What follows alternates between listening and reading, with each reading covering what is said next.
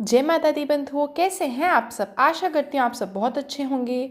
आज इस वीडियो में मैं आपको साल 2024 शारदीय नवरात्रि से जुड़ी संपूर्ण जानकारी प्रदान करूंगी, जैसे कि नवरात्रि कब से कब तक है, नवरात्रि अष्टमी, नवमी, दशहरा की तिथियां क्या रहेंगी, कलश या घट स्थापना के लिए शुभ मुहूर्त क्या है, और नवरात्रि से जुड़े कुछ महत्वपूर्ण नियमों पर भी हम ध्यान देंगे। तो चलिए बिना किसी देरी के वीडियो को शुरू करते हैं। किंतु उससे पहले यदि आप हमारे चैनल पर नए हैं और इसी प्रकार हमसे जुड़े रहना चाहते हैं तो कृपया कर चैनल को लाइक, शेयर एवं सब्सक्राइब करना ना भूलें।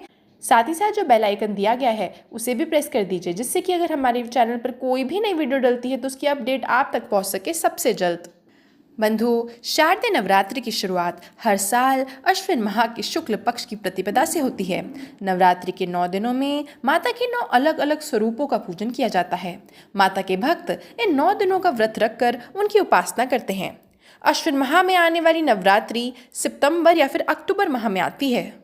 अष्टमी नवमी तिथि को कन्या पूजन के पश्चात दशमी तिथि को विजयदशमी या फिर दशहरा मनाया जाता है।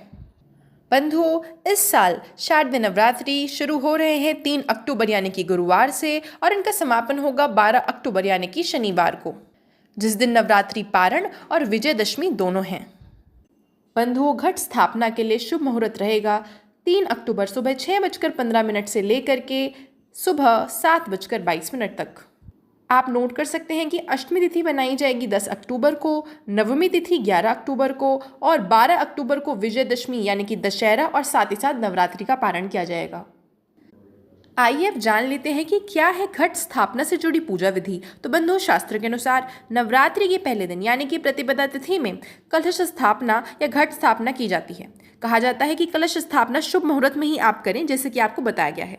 प्रतिपदा तिथि को प्रातःकाल जल्दी उठकर स्नान के बाद आप व्रत का संकल्प करने और उसके बाद पूजा स्थल पर कलश या फिर घट स्थापित करें।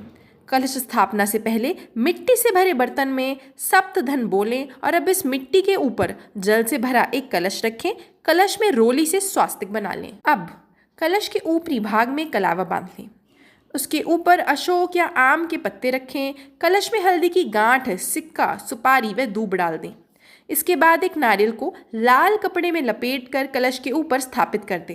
इस तरह घट स्थापना पूर्ण होने के बाद सर्वप्रथम गणेश जी और उसके बाद समस्त देवी देवताओं का आह्वान करें और विधिवत माता शैलपुत्री का पूजन करें।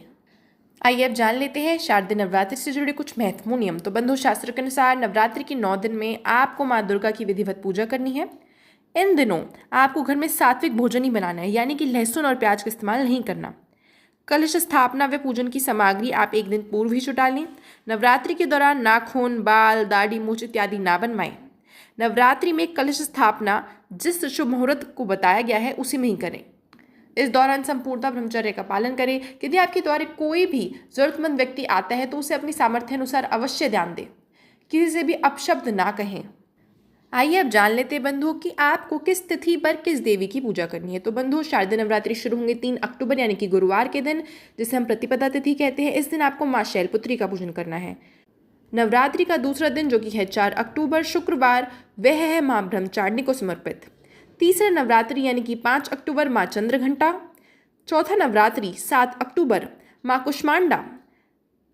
पांचवा नवरात्रि 8 अक्टूबर माँ स्कंद माता। छठा नवरात्रि 9 अक्टूबर माँ कात्यायनी। सातवां नवरात्रि 10 अक्टूबर माँ कालरात्रि। आठवां नवरात्रि 11 अक्टूबर माँ महागौरी और अंतिम नवरात्रि यानी कि 12 अक्टूबर को माँ सिद्धिदात्री। तो आशा करती हूँ बंधुओं आपको आगामी शारदीय नवरात्रि से जुड़ी जानकारी बहुत पसंद आई होगी। यदि ऐसा है तो कृपया कर कमेंट बॉक्स में जय माता दी अवश्य लिखें। वीडियो देखने के लिए आपका बहुत बहुत आभार।